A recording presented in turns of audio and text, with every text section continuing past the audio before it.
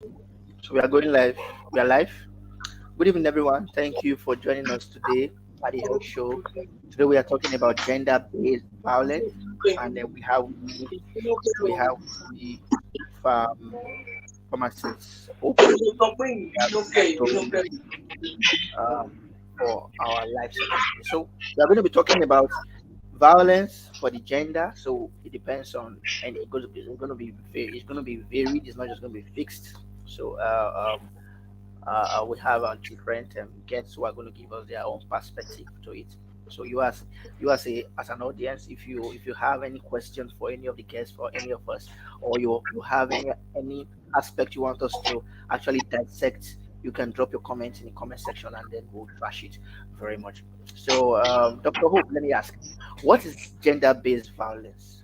Can you just give us explain it, so because that's like a big grammar. Explain it to as if you are explaining to a market woman what gender-based violence. Okay, good evening, audience. My name is Dr. Hope Onyemaechi, and I'm one of the co-hosts of the health show, as I've already been introduced earlier. Now, gender-based violence is a broad term that is used to describe any form of harm inflicted on either gender. When we talk about gender, we're talking about sex, meaning that it could be on a male or on a female. Before now, when you mention gender-based violence, the idea is always that it is the female folks that are affected, the ladies.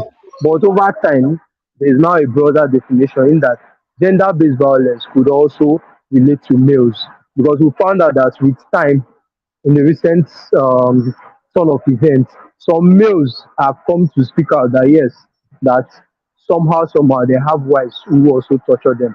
And when I say wives, it's not just it doesn't necessarily have to be by spouse. It also has to be by maybe you are staying with someone and somehow by virtue of the person feeling that he or she has an advantage over you, having an advantage over you in one way or the other, the person could inflict what's it called, um, harm to you. And I would like us to separate it from domestic violence, which is strictly the one that has to do with couples. That is the one that most of us often misplace for gender-based violence. When we talk about gender-based violence, it's a broad term, and under gender-based violence, domestic violence could also fall under as a type. So domestic violence has to do with the home when two people have agreed to live together, to marry and live together, and somehow the either the husband or the wife feels that he or she can use his or her physical strength and probably oppress or inflict harm on the other person, and over time it becomes rampant. So we can refer to that as domestic violence. But gender-based violence is the broader term that has to do with any form of harm or oppression that is inflicted on the other gender, opposite sex, by virtue of two persons being together. Thank you. Okay, okay. That's a very, very broad definition. So any form of violence on the opposite sex that comes on an individual because of their gender, uh, you know, you know, is that kind of violence, are they rampant? Because it looks like something that hardly occur. I don't know. Has anyone experienced, Mr. Dominion? Have you seen anyone being violated because of their gender, or have you heard stories of anyone, or have you yourself been violated? Just give us any experience. Okay, so good evening to my listeners out there. Yes, Pharmacist Ezekiel, I have a friend, a girl who has been violated because of her gender. People normally say that it's because of the way these girls dress. That's the way you get to be assaulted or violated in whatever way. And I would like to tell the story, but I won't be calling any names. She was going to a hospital to her uncle who was a doctor there. She was going to the hospital to give him a cooler of food. And she entered the bike. She was wearing a very long gown, so she had to stretch it up so she could enter the bike. And from when she was sitting, the bike man was trying to take his hand back and put it under her gown. And she was like, "Stop, stop." And they were going, it was a very lonely road around the GROA in Ekiti State, around GRO. Then the man pushed her down. He pushed her down. Then he threw the cooler of food away. Then he drove off. Then as other bike men were passing through that way, they were not like, what happened to you? They tried to pursue him, but they couldn't get him. So these are so many instances where people get to be. I feel this gender-based violence is mostly sexual. I feel it's mostly sexual because it's for the ladies especially, and for the men mostly, because ladies get more sexually assaulted than men. If you should be realistic here, but lately we have seen where men get to be assaulted or violated in a certain way. Violence is any form of force, any form of coercion that is not the consent of the other person who the act is being given upon is not being sorted first. It's not being sought before it's being done. So I believe that there are instances. It's very rampant, mostly in the female gender. Mostly in the female gender, it's very rampant. Okay. Now, from that experience of that your friend, it's obvious the bike man had maybe an ulterior motive, maybe more like a rape or maybe something quite more Yes. grievous than that. But Yes. coming to talk relating to this topic, can gender-based violence be something mild? Can it be something mild like no, rape is quite a felony, is a criminal offense, but is there is there is Okay. there is there a gender-based violence that is mild, that is more like a social normal life thing that we are experiencing today? Okay. When the other doctor was speaking, he talked about couples and he said that is domestic violence, right? So Yeah, let's yeah. believe that a boyfriend and a girlfriend who live in the same house, I don't know if you can categorize that as domestic violence or that should be under gender-based violence. Seeing that they agreed to be together in the same house. I mean, she's living with her boyfriend or he's living with his girlfriend, but I don't know if I can categorize that. But if I should use that as an example, gender-based Yeah. violence, I don't think anything violence can be mild. Yes, I don't think, Okay, because once okay, it comes to okay. once it I yeah get once it that comes to idea. coercion, yeah, I exactly, get that idea. yeah.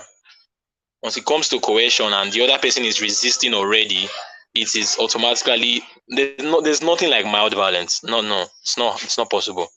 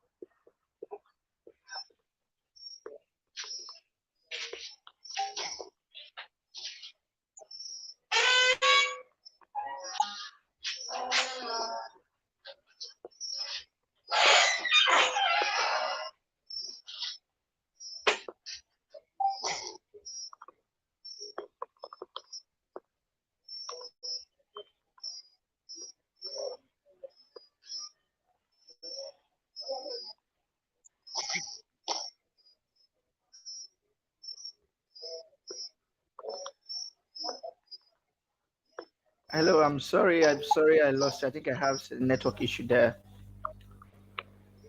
Can you hear me? Okay. Yeah, I'm Yeah, still I'm, here, I'm of course. sorry. I'm sorry. I lost you. It just suddenly stopped talking, and I don't know what happened to my network. No call came in because my call network is put off. So I'm sorry for that glitch, my viewers. And okay, so we'll continue from where we stop. You mentioned something like anything violence has to be grievous. There's nothing mild Yes, about something bad. So exactly. I said that. so so domestic violence in the sense, I think I have an idea of people classifying domestic violence as also verbal. You understand? So it's Okay. something verbal, not something mild. So don't you think when someone has a mild domestic, like if someone talks anyhow to you, it can be hmm classified as domestic violence, especially if the women are known for talking, while men are known for hitting and all sort of physical contact. When a woman verbally abuses her husband, that should be domestic violence, isn't it? Or does that not count? Okay, so I believe that my dad used to tell me that words are daggers, that they can hurt the sender of the dagger as well, and also the person who was intended for. So I believe that whenever you are using hurtful words, whether a woman or a man, there's always a Yeah. repercussion, because there's always a backlash. And the backlash, mostly when those women overtalk, comes with the hand beating. And I'm not saying that men should, I mean, because women talk, men have the right to be there. I'm not saying that. But when you say hurtful things, there's you should know that there's a consequence. Even when you do something, those words are what prompts action. So and Yeah. I've seen cases of where people would say hurtful things, and the next thing is leading to them whether going to commit suicide or going to plot against them one way or the other. Like so many grievous things. Like I saw a case on the internet, I think last week, where this woman said that her husband used to always tell her that she's not as beautiful as her sisters, like in a jovial way. And the Are you next serious? thing, she yes, like she's the ugliest among her sisters. Just that this woman has been harboring this thing in her heart. And the next thing we hear that she poisoned his food because she says that she's not as fine as he should be. And people hear this and like, ah. So I believe that when you say this, when these words come out, they always, you might think that it's a joke, but what is coming with the backlash that comes with, it's very strong most times. So I believe that those words which you think are mild bring a very grievous action or backlash. Okay, okay. Now, for that scenario that you gave about that man and that woman. So, are you saying the man actually had violated the wife by saying those kind of words to her, or are you classifying the woman's action by poisoning a man's food as being violence to the man? So, which of them is gender violence? Sorry, which of them is domestic violence in that case?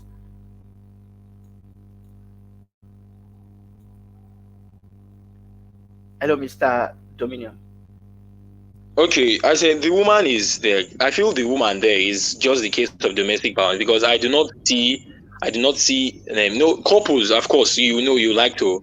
Some people, there are people who cannot take a joke, and you would want to taunt your wife, and she wants to taunt her husband, but maybe he has been doing it too much, and it has bored a hole in her heart, which I also said that words are daggers, and it has bored a hole in her heart. And the only way she felt that she couldn't take it anymore, and the only way she felt that she could react was to do something that was gruesome. So in my case there, the violent act there is from the woman. I'm still trying to find a way which I can classify words to be as violent as it should be, but I can't find it right now. Okay. Okay. So that's that. I think we just touched a little on domestic violence. Domestic violence is actually a form of gender-based violence, because I feel it is between a man and a woman, a man and a woman. So it Yeah. is actually related. It actually relates. So I think that's that for that. But back to gender-based violence. Now, in gender-based violence, what are the forms? Like, are there types? Because I feel that there are different categories of people in society that experience gender-based violence, and they are not aware of what they are going through. Are there types? Yeah, of Are there course. form, are there any manifestations like I think one of the gender-based violence we can think of is you assaulting a woman because of the way she dressed, or because of the way she speaks, or because of the way she looks. And there are some people who cannot stand a beautiful woman walk past, and will start harassing her, call her all sort of names. So, but are there other forms? Are there other forms, like maybe for a child, or for a Yeah, male? yeah, of course. So if there are other, can you just give us one example? Or you as a guy, have you experienced any male directed gender based violence? Okay, so sex and gender. Sex is streamlined to just male and female. Gender includes so many aspects of the society, like man, woman, boy, and girl. So in gender-based violence, which includes man, woman, boy, and girl. As a boy, when I was in the boarding school, those SS3 seniors, I was in JS1 then. Those SS3 seniors, they would call you, they would take your provisions and tell you, bring this. If you don't bring this, they'll whip you. And most of those times, we proved to be stubborn until we gradually started to succumb to the tyranny and the terror of these big students who felt they had the right torture or take whatever they wanted. Well, so I think that is one manifestation which I also face myself. Then also these young you see on the road, most of them who hawk on the streets, and these men will call them, and they would take them inside and all of that, and touch them in places, touch them, which is totally wrong. And the fact that these girls do not have who to these girls do not have who to voice out to. They don't have who to complain to, because it's the people believe that as these men in fact believe that as a girl, when you start growing breasts, and they believe that you can be touched. They don't want to care about the age, which is, I feel a lot of sensitization has to be done. Like, a lot has to be done in Nigeria to sensitize men, boys, girls. They should know their rights, they should know their limits, and how to stop these things. And another form is where, a a a woman goes to the market, for example, and she tries to haggle with another man. She tries to haggle with a man, and the next thing, she calls a price which the man is not fair with, and he says, "These women, you always act senseless." I feel that is a violent alteration, because it's gender-based violence, because you are classifying a woman there as senseless, because people say these things in the internet most times, as these women, they act dumb and all of that, and blah blah blah. So I feel those are minor manifestations of gender-based violence. There are so many categories that we might not be able to touch, but there are so many. Okay, I think you actually touched a line there where you mentioned this stereotype kind of language where you see Yes, a woman exactly. a woman doing something, and you're like, all these women, they started again, or something like, all these men, they started again, something like, I think those are Yeah. general words used to measure people, like they being sexist, Yes, they exactly. being sexist. So I think it's a good thing. It's a good thing that we are drawing attention to this kind of topic, because many of us, without not knowing the implication, we use such languages, especially, for example, if you see a man wants to read nursing in school, you'll be like, you want to read nursing? Why? What happened to medicine? Why don't you want to be a doctor? So that idea still come from that whole Yeah. sexism. Like, so I think somebody is asking on the comment section. Let me put it up for you to see. Can you see the screen now? Okay. I can see the screen. I Okay, can said, see the all screen. right, said, is there a relationship between gender-based violence and probably educational background or deep-rooted culture? And do you know any NGO that is fighting against this? Okay, I think this person is asking if there is a relationship between gender-based violence and educational background. What do you have to say about that? Educational background. Is Oh, gender-based violence more okay. common among the illiterates? What do you think? That was the way I was going to answer this question. You could say that they are.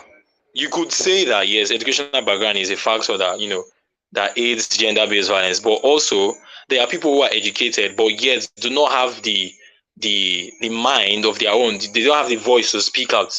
There are people who know their rights. Like, when they see these persons, they know that, okay, I have the right to speech. I have the right to tell this person that I have the right to shout, and the police will come and take this pedophile, wherever he is, out of this place, and they will detain him and they will caution him. But yet they are very timid. They are naive children who their parents, have locked inside probably for too long. And they will be smart. They have a lot of books. They have internet. They have a lot of laptops, and they do research. Very smart kids in school, but they lack this voice to speak out and air, Yeah, and probably complain about these things they face in school. Like, yeah, then when I was in school, I was very timid. I could say gullible, because I was very quiet in my class. When something happens to me, I'll just swallow it. I will cry inside. So, and then I was very smart, but that voice to speak out and say, okay, this is what I face, it wasn't there. So educational background is not necessarily, it has a root, but that is not the main cause. I feel ignorance is the main problem of gender-based violence. Yes, and I feel that you see, because this girl is from the village and this one is from the city. You feel the girl from the village wouldn't know anything, and she can be violated easily. You could say that, but also ignorance is the main factor. If these girls, Oh, if these boys, if these women, if these men know their rights, they would know how to address these issues when they face them. And he also made mention of deep rooted culture. Okay, I feel in the Urobo tribe, there's this thing. It's a very old tribe. It's a very old saying though. It's a very okay. old practice where they give people names according to their situations. And there's this name they say, Omote na Joko. It means a girl is still a person, because Oh, then they believe, yes, you see where I'm going to. You see, they believe yeah. that boys are the only children that men should have. So when you see a girl, be like, okay, the girl child, and this one has this, and they end in the kitchen. They believe that they should just be in the farm, and the boys are the ones who go to the school and all of that. And it is deep rooted in culture. Yes, I will agree with this. It is deep rooted in culture, and these girls, they go to the stream, and they when they complain, be like, sit down there, beg. What you want to talk for here? Now boys supposed to talk, reducing them to a certain level of reducing them to their barest minimum. So that's why we have feminists now, because they are trying to fight against these things. But extremism is not the way to solve most of these problems. So yes, it is Yeah, deep rooted in culture and slightly educational background, but ignorance is the main cause for me. management. Well, Dominic, I think I've seen somebody, I've seen people who are well educated, who are professors, and they still have this this this this very reduced idea about females. Even if their wives themselves are also professors, they still have this very reduced ideas about females, of how I think I've heard a professor actually advise a young couple that the woman should resign and take care of the child, because I think the child will fall sick, and then say the woman should resign while the man should go to work. And if you compare the two of them, I think the woman's business was even more viable than the man. So I think educated people see express a trace of all these looking down on the female Sexist. gender, yeah, Yeah. sexism, yeah, looking down on the female gender, and actually making the woman be relegated to the background because of whatever reasons and whatever culture that they have. So I think to answer this question, I think there's a link between those two. However, educational background does not completely eradicate Yeah. these my ideas about gender. But one I want to ask before we just do a recap and then round up.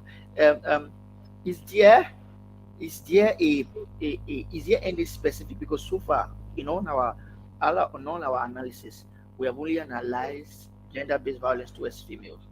I want to just get one towards the male, like where a male is actually abused because of his gender. I don't know if you can do that. If you can. Okay, so I feel you made mention of the type of work that some men choose to do.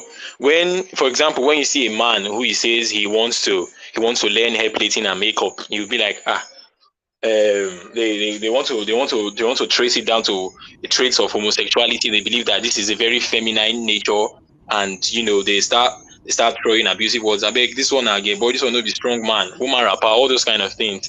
And they also Yeah, believe that, so there are some men, when you tell some men that my wife said this and I didn't beat her, I just talked her, they believe that, no, no, no, no, no, no. They believe that a man who listens to his wife is a woman rapper, that they use those terms. Those are other forms of gender based violence towards men. And what else can I point out? I feel like there are also men. There are men who have been harassed. Let's say children, yes, boys, let's say from 6 to even 15 years. And from males to females and male to male, it's mostly male to male. Yes, mostly male to male. These boys who are weak, they cannot defend themselves in public, whether by their voice or by physical strength or anything. A boy in the midst yeah, of women, and these people are antagonizing him, and he wouldn't even have the voice to speak. There are cases like that. And also there are yeah, cases where these boys, they feel that if a boy is being touched in public, it's a playful joke. But when a girl is being touched, they see it as sexual harassment. yeah, And yeah, those are cases of gender-based violence, which we play a blind eye towards the male, because they believe that the male gender cannot be sexually harassed or violated, but actually it happens. Yeah. I think I remember. I can also give an instance. If you are just joining us, by the way, this is a health show, and we are currently talking about gender-based violence. And if you have a question, you can drop it in the comment section. We are going to address it. Now, I also have one other sighting. In school, whenever we need to move desk, we need to move we need to move some things around. We actually rely on the guys. We actually rely on the guys I mentioned. We are the boys. Please come and help us carry this desk. Come and help us do this. Come on. Whenever it comes to hard labor, you remember the boys. But whenever it comes to something soft, something easy, you remember the girls. So I think that can also be related to to gender based violence. I don't know if you agree with me, Doctor Ho.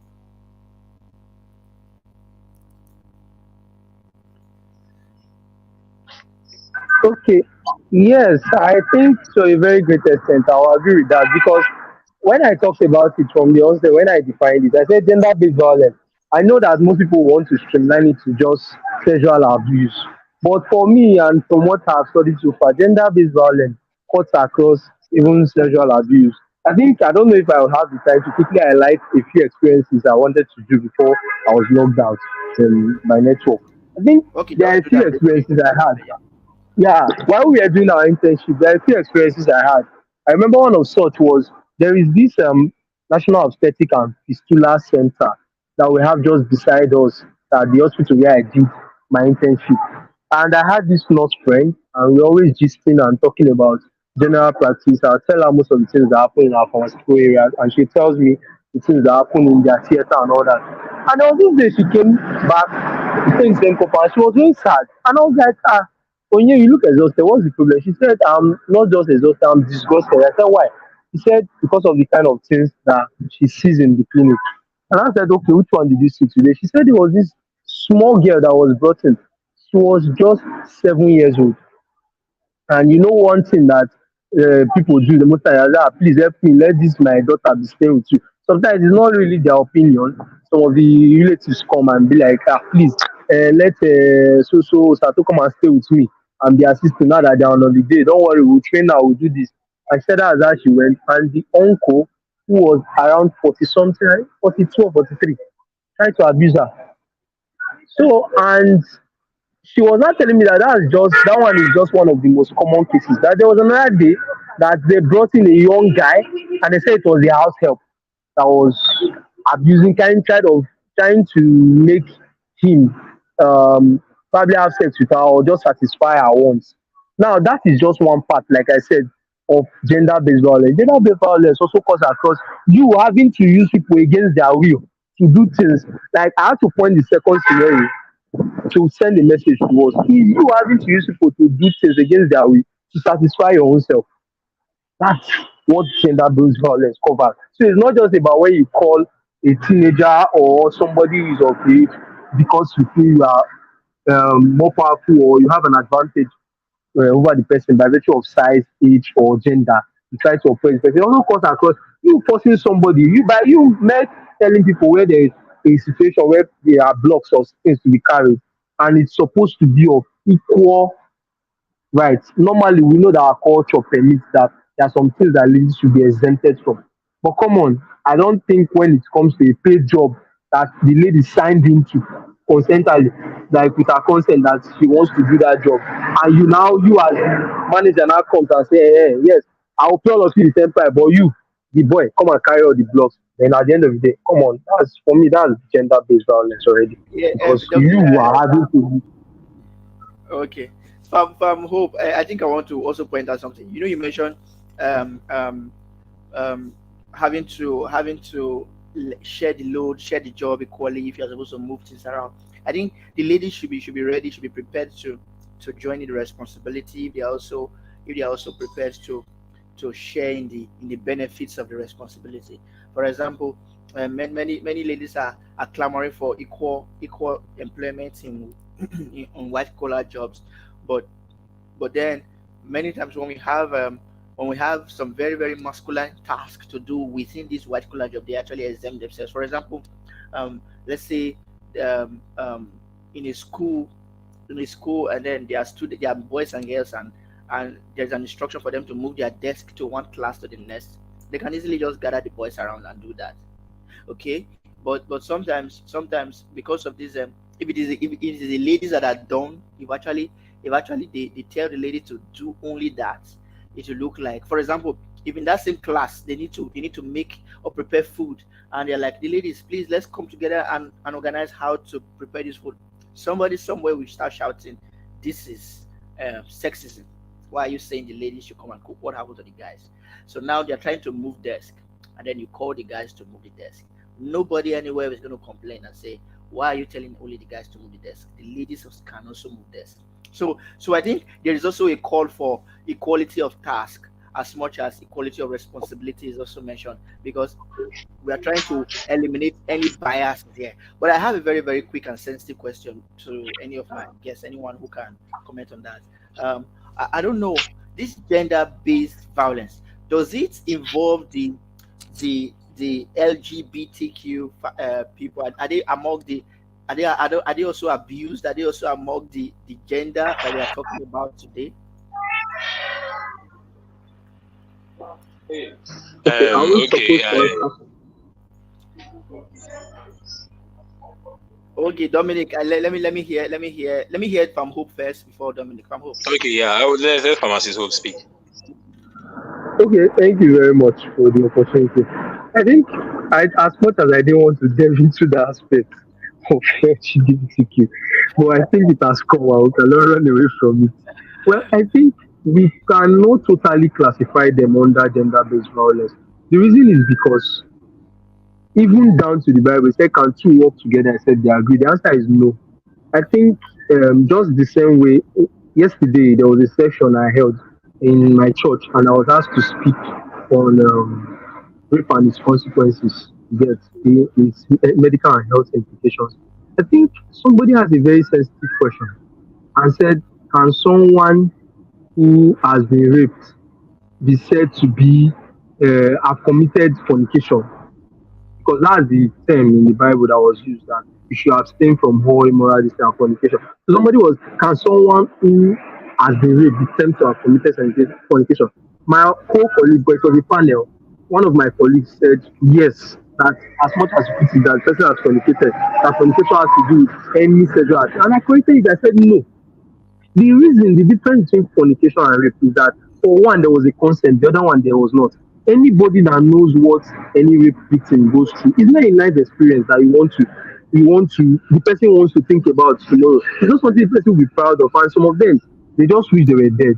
Same Yeah. thing. Not exactly the same thing, but same principle applies to LGBTQ. I think for LGBTQ, the this thing is likened to that of fornication. It is a consensuous act. It is something that two persons saw themselves, said we like each other. God created Adam and Eve, and two persons said, no, it is Adam and Steve that we love. Let's go to the altar. And they went. I think for those kind of people, when they are doing such, I think there is really no gender based violence. The only situation where there will be a gender based violence is when one is maybe somebody is caught. I've seen cases where that happened. I went to a boarding school, a lot of things happened. In my boarding school, there was a particular senior colleague that people were running away from the room until one of my best friends went to go and stay in that room. And it was then I came back and gave me a story why people were running. At night, this senior colleague will wake up and start trying to, how will I put it, trying to arouse the junior colleague, who is also a male, and try to make you do what he wants. And when you refuse, he starts using, are you mad? Don't you know I'm necessary? You get that kind of thing. So in such cases, this guy is the case of such an LGBTQ case. You get, maybe the person staying with someone does not seem to have a choice, and the person insists that this is what you must be doing as your own rent or as your own part of the contribution to the house. Since you are not paying rent, since you are not doing any other thing, this is what you must be doing. And the person is doing it. In that case, it is actually gender based violence. Like I said, let's not forget the definition. Any act of inflicting harm or forcing someone to go against his or her will just to satisfy your own pleasure. it is gender-based violence. That's what I can say. All right, thank you very much, pharmacist. I hope so. Let us hear that of Mr. Dominion. Okay, thank you for the opportunity to speak. Okay, so from his definition that said that, trying to inflict harm or forcing someone to do against their own will just for your own pleasure or want is gender-based violence. So in the light of that, I believe LGBTQ stands for lesbians, gay, bisexuals, and transgender. So meaning that lesbians are females, gays are males, bisexuals are either males or females that do both, and transgenders are males or females who have changed their gender to the other side. So, in the light of that, I believe that from LGB they can be violated due to their gender. But for that transgender, I feel I'll leave them out of these conversations because they have already crossed themselves. So it's like they are in the middle. Most of them might be hermaphrodites and all of that. Most of them might completely switch. So I feel that gender-based violence as resulting to the LGBTQ, they can be forced, they can be inflicted harm just because they refuse to pleasure the other person who is inflicting the harm based on age, sex, or the other aspects he mentioned. So let's say, for All right. example, now, a gay guy, like that gay guy he mentioned in his secondary school, it's possible that it could be another gay junior student who was living in the same room, and he will wake him up one night and he will say, "Okay, come with me," and these junior students will refuse, though he's of that gender, though he is gay, but he might refuse at that point, and then he can be forced by the SS3 students. I believe that is violence too because he clearly has a gender. He clearly has a gender, and he is being forced to pleasure somebody out of his own will. So I believe that gender-based violence can apply to the LGBT community too. All right. So thank you for your opinion. Thank you for your comment, Mr. Dominic, Mr. Dominion. Okay, so it has been a very interesting ride for the past 30 minutes. Thank you, Can you Dominic. can you hear me? Yes, I can hear you. Can you hear me too? Hello.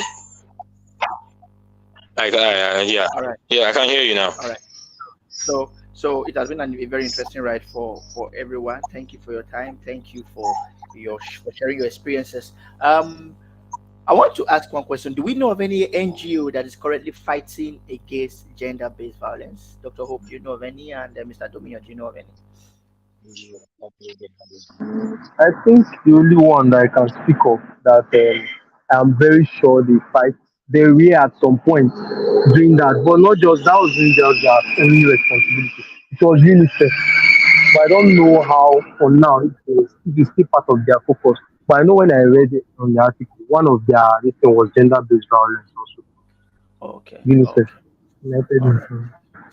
All right. Thank you. Mr. Dominion, how about you? Have you heard of any? Okay. So thank you everyone for joining us. Thank you for tuning in. Same time next week by 7 p.m. We are going to be live discussing another interesting topic. So try to mark your calendar so that you join us as we discuss and dissect our next week topic. We have very interesting topics lined up for you from now to the end of the year, and you do not want to miss them. So, Dominion, you can give us a closing remark, and then Dr. Hope will give us a closing remark before we go. Okay, so to my listeners out there and the audience, thank you for your time, and I also want to implore us, to go online and delve more into this topic. Try to read about our rights. If you are having problems speaking, try to seek confidence in a family relative or a close friend who you can share your personal experience with, so they can help in one way or the other to help bring out that voice that you lack, because most of these children who we lock outside, they are not going to remain children forever. We have to teach them that they will have to speak up at one point when they get fed up, when they get pushed to the line. And I believe that if more and more sensitization is being done, if more and more NGOs start to push up and create these awareness programs to enlighten the public of gender-based violence, its limitations, and all of that. I believe that it's the rate at which these people get violated is going to be on the low. Yeah, thank you very much, Mr. Dominion. Dr. Hope. Okay, so Dr. Hope has left the stream. So thank you very much, everyone. See you in our next stream, next same time next week. Bye bye.